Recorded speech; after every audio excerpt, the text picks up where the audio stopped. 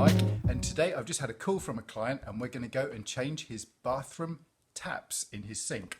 And he's got Swirl Elevate bathroom taps from the Screwfix catalogue, and it is these ones right here, and I'm going to show you the unboxing and the fitting of these taps. Taps have arrived. This is the box has just come from the courier. This is them here. These are the taps we've chosen. And I'm going to show you just how quick and easy these are to fit in your own bathroom. Here we are, we're going to unbox these and just see what you actually get inside. Here we go.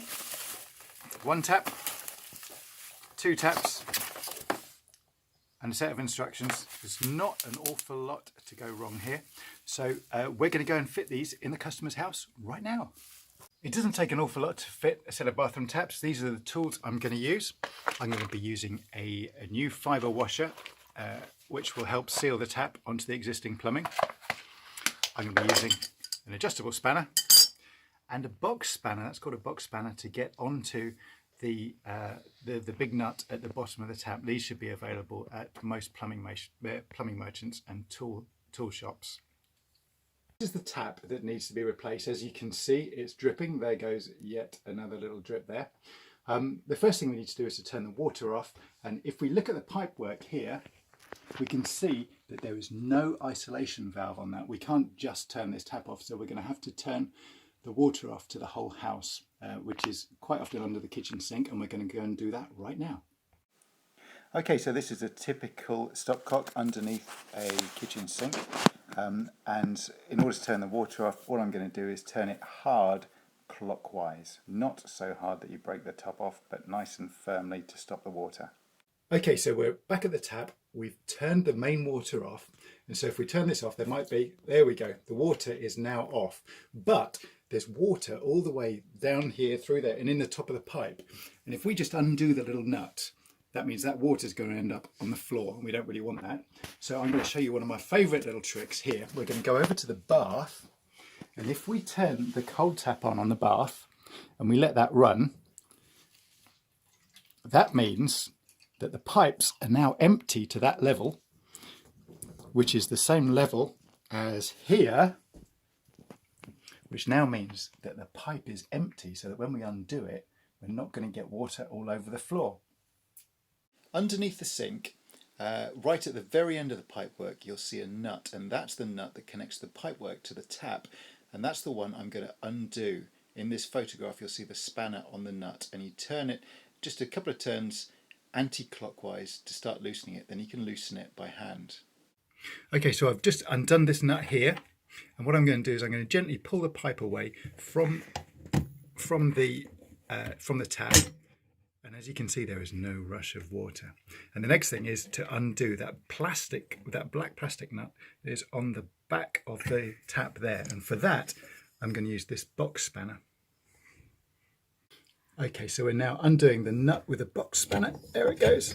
And that nut will start to slide down the tap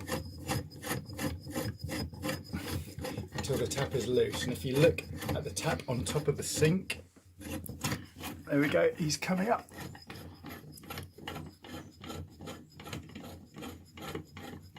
Sometime later that same day, the tap is now out. Okay, so you can see the little seal that is down on the end of the pipework there.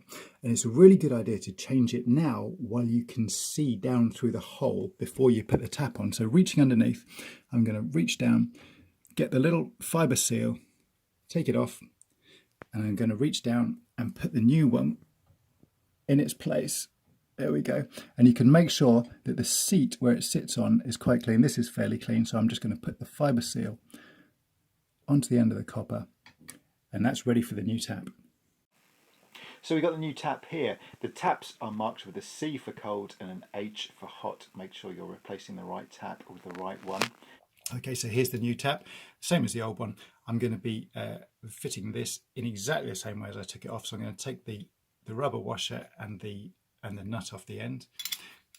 I'm going to drop it down through the hole and then feed the nut on from the back using the box spanner. Okay, so here we are. I've got the box spanner. I'm just going to do up the last few turns of of the nut on the back, and this is the time when you really want to make sure that you've got the tap straight and nice and tight. There he goes, he's straight with the other one. And I'm going to, making sure I don't dislodge the fibre washer, I'm going to just pop the pipe back onto the bottom of it and put the nut on by hand. There he goes, he's doing up. And then it's just a case of nipping the nut up and turning the water on and checking we've got no leaks. So there we are, new tap installed, no leaks, and the joints are just nipped up underneath. When you first turn the tap on, there's going to be a bit of air in it, so there's going to be a when it first comes out. So we just turn it on gently. There it comes, and there we are, new tap fitted. Thank you, Screwfix.